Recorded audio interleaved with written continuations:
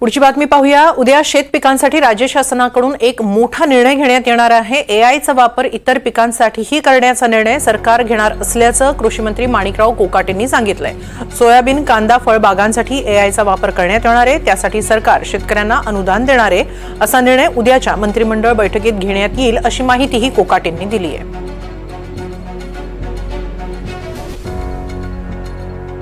एनडीटीव्हीमध्ये तुमचं स्वागत आहे। शेतकऱ्याच्या दृष्टीने महत्त्वाची गोष्ट झाली। आपण आर्टिफिशियल इंटेलिजन्सचा ऊसातला वापर ह्याबद्दल तर सविस्तरपणे त्याचं वार्तांकन करतच आहोत। शरद पवारांची मुलाखत बघितली, श्री गावकरांची मुलाखत बघितली, पण कृषी मंत्र्यांच्या उपस्थितीमध्ये आज एक चांगली गोष्ट झाली आणि ती म्हणजे इतर पिकामध्ये पण तुम्ही एआय करताय। नाही, आम्ही मेजॉरिटी पिकं जे आहेत, कापूस आहे, सोयाबीन आहे, द्राक्षे आहेत, डाळिंब आहे किंवा मग फळं जेवढी असतील त्यापैकी बऱ्यापैकी ज्यांची लागवड मोठ्या प्रमाणात आहे त्यांचा पहिल्यांदा आम्ही या ठिकाणी वापर करणार आहोत। या ठिकाणी आम्ही सगळ्या शेतकऱ्यांना योग्य प्रकारे त्यांच्यापर्यंत या ठिकाणी कसं पोहोचेल आणि त्या एक टेक्निकच्या माध्यमातून जास्तीत जास्त नफा कसा शेतकऱ्यांना मिळवता येईल त्या दृष्टिकोनातून राज्य सरकारचा प्रयत्न आहे आणि राज्य सरकार त्याला मोठ्या प्रमाणात अनुदान देणार आहे। आम्ही अनुदानाचे सन्माननीय राज्याचे उपमुख्यमंत्री अजितदादा पवार यांनी 500 कोटीचा बंदोबस्त केलेला आहे। गरज पडली तर आणखी पैसे आम्ही या ठिकाणी बजेटमध्ये मागू, पण तांत्रिक शेती आणि यांत्रिकी शेती या दोन गोष्टीवर जास्त भर द्यावा लागेल, तेव्हा कुठेतरी सस्टेनेबल फार्मिंग होऊ शकते।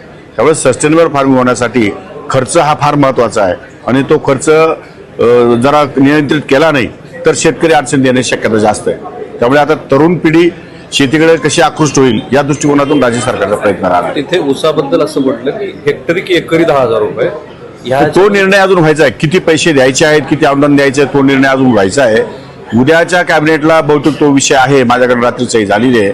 उद्याच्या कॅबिनेट तो विषय येईल, त्यामध्ये निर्णय जर झाला तर 8 दिवसाच्या आतमध्ये अशा प्रकारचं एक सर्क्युलर काढून कोणत्या पिकाला किती टक्के अनुदान आहे याची आम्ही यादी जाहीर करू आणि त्या दृष्टिकोनातून शेतकऱ्यांना म्हणा किंवा त्या कंपन्यांना म्हणा आम्ही या ठिकाणी पैसे उपलब्ध करू। 90,000 शेतकऱ्यांना हा आकडा हा याच्यासाठीच आहे का ऊसासाठीचा आकडा? नाही, हा ऊसासाठीच आहे।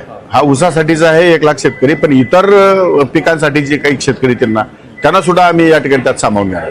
तुम्ही स्वतः व्यक्तिशः याचा अभ्यास केला, कारण त्यात काही प्रश्न आहेत लोकांच्या मनात। नाही, त्यांचे जे प्रश्न असतील मी त्याच्यामध्ये काही अंश अभ्यास केलेला आहे। त्यामध्ये काही जर त्रुटी असतील तर आमच्या केव्हीकेचे बारामतीचे लोक आहेत ते त्याच्यावरती शंका निरसन करू शकतील, कारण त्यांनी प्रॅक्टिकली याचा वापर केलेला आहे। ज्या लोकांनी प्रॅक्टिकली याचा वापर केला आहे त्याच्यातल्या त्रुटी काय आहेत तेच लोक जास्त सांगू शकतात।